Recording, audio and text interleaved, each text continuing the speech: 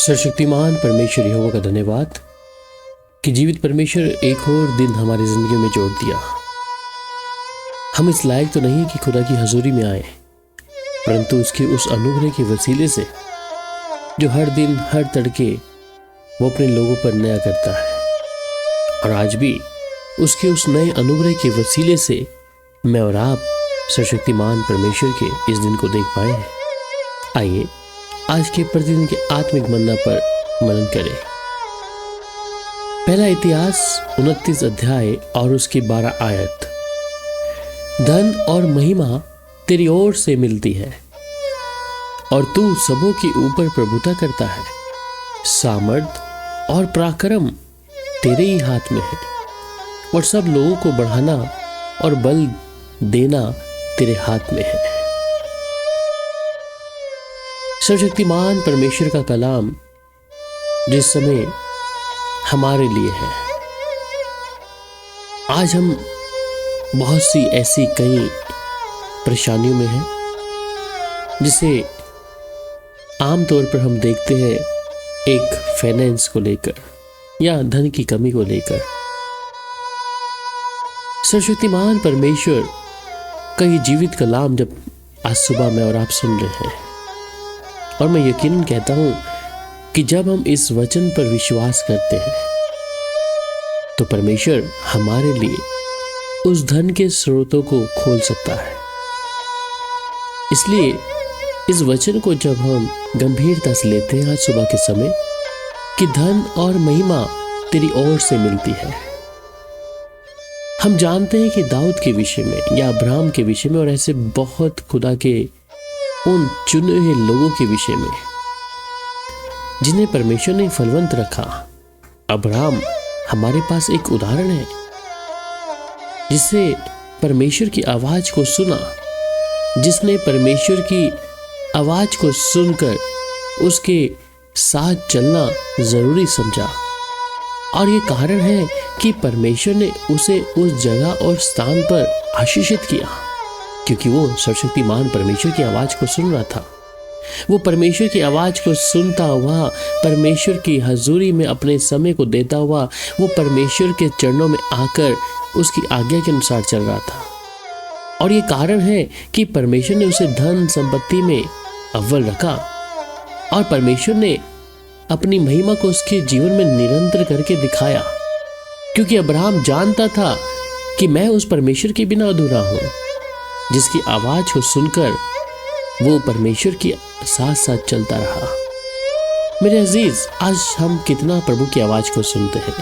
हमारे मन में इच्छा है कि परमेश्वर हमें धनी बनाए या हमें वो महिमा दे। आज बहुत से लोग हैं जो एक दूसरे के साथ अपने आप को तुलना करते हैं। अगर हम दूसरे के साथ तुलना करते हैं तो मैं सोचता हूं कि हमें स्वयं अपने जीवन को जांचना है कि जिस परमेश्वर को हम मानते हैं या जिस परमेश्वर पे हम भरोसा रखते हैं, क्या मैं उसकी आवाज को सुनता हूं या मैं उसके साथ समय बिताता हूं। बाइबल में बहुत से उदाहरण मिलते हैं, चाहे वो दाऊद का है। दाऊद जिस प्रकार कहता है कि मैंने बचपन से परमेश्वर को अपना आधार माना है, और हम दाऊद के जीवन की उस आशीष को जानते हैं। इज़राइल का दूसरा राजा है जिसे परमेश्वर ने उस जंगल से, जो भेड़ और बकरियों को चराने वाला एक चरवाहा है, जिसने कभी सोचा नहीं था कि उस इज़राइल के ऊपर वो प्रभुता करेगा। परमेश्वर के साथ चलने वाले व्यक्ति को परमेश्वर आशीषित करता है। इसलिए आज हम दूसरे के साथ तुलना ना करते कि उसके पास ना धन है, मैं आशीषित क्यों नहीं हूं, या उसकी महिमा ज्यादा है, या मेरे जीवन में ऐसा मुझे कोई जानता नहीं है। हर बातों का सवाल हमारे पास में है जब हम अपने घुटनों को सर्वशक्तिमान परमेश्वर पर, उसके तेवड़ी पे आकर अपने सिर को झुकाकर उस प्रभु के साथ चलना शुरू करते हैं। ना ये सोचकर कि प्रभु मुझे कुछ देगा, पर यह सोचकर कि जिस परमेश्वर पर मैं विश्वास करता हूं वो सर्वशक्तिमान परमेश्वर है। हर एक चीजें उसके हाथों से निकलती हैं, इसलिए वो कहता है धन और महिमा उसी से मिलती है, और तू सबों के ऊपर अपनी प्रभुता करता है। सामर्थ और पराक्रम भी तेरे ही हाथ में है, और सब लोगों का बढ़ाना और बल देना तेरे हाथ में है। मेरे प्यारे, अगर आज आप भी चाहते हैं कि परमेश्वर आपके लिए वो धन के स्रोतों को खोले या आपको बड़ी ऊंचाइयों पर ऊंचे पे रखे, उसकी ओर फिरना पड़ेगा। उसकी आवाज को सुनकर वैसा ही हमें चलना पड़ेगा, और जिससे वो आपको हर बातों में सर्वश्रेष्ठ रखेगा, क्योंकि सामर्थ और पराक्रम उसी के हाथों में है। वही अपने लोगों को सामर्थ देता है, वही अपने लोगों को बढ़ाता है, उन्हें बल देकर अपने हाथ में रखता है। बाइबल में हमें बहुत से ऐसे उदाहरण मिलते हैं, और बाइबल में इस कारण हम जितने भी परमेश्वर के दासों को देखते हैं या परमेश्वर के चुने लोगों को खुदा ने आशीषित रखा है, इसलिए कि उस बुद्धि और ज्ञान जो परमेश्वर ने तुझे दिया है, और मैं तुझे इतना धन संपत्ति और ऐश्वर्य दूंगा जितना ना तो तुझसे पहले किसी राजा को मिला और ना तेरे बाद किसी राजा को मिलेगा। ये दूसरा इतिहास 1 की 12 में जब आप पढ़ते हैं, वहां साफ तौर पर राजा दाऊद के बेटे सुलेमान के विषय में कहता है कि इस कारण बुद्धि और ज्ञान तुझे दिया जाता है, क्योंकि उसने परमेश्वर की ओर अपने जीवन को, अपने कानों को, अपने हृदय को, अपने जीवन के हर एक हिस्से को प्रभु को दिया। और कहता है परमेश्वर कि और मैं तुझे इतना धन संपत्ति और ऐश्वर्य दूंगा जितना ना तो तुझसे पहले किसी राजा को मिला और ना तेरे बाद किसी राजा को मिलेगा।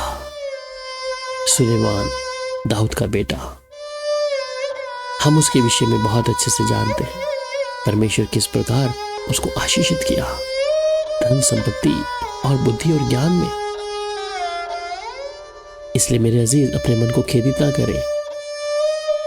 अपने जीवन को देखना है तो परमेश्वर के साथ देखें, उसे पहला स्थान दे दें, उसे अपने जीवन का हर एक हिस्सा दे दें।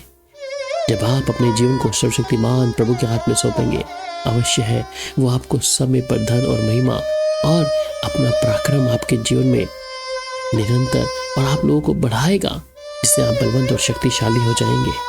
इसलिए मन में उदासी ना रखें। एक रात जब अंधेरे की है, तड़के सवेरा होगा।